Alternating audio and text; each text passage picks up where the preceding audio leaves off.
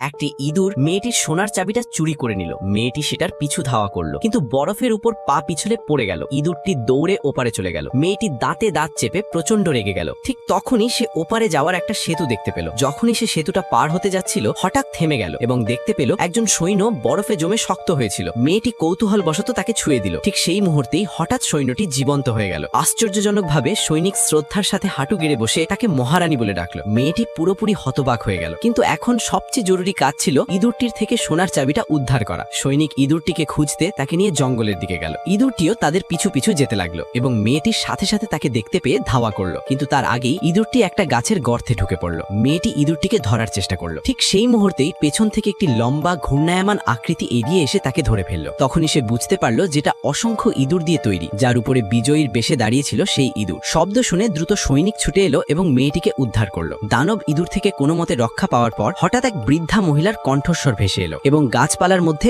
অদ্ভুত দেখতে একটি পুতুল দেখা গেল, যেটা ধীরে ধীরে বড় হতে লাগলো এবং মেয়েটিকে কাছে আসার জন্য ডাকছিল। রাজকুমারীর জীবন বিপদে এটা বুঝতে পেরে সৈনিক দ্রুত সেই ভয়ঙ্কর জঙ্গল থেকে ঘোড়ায় চড়ে প্রাসাদে চলে এলো।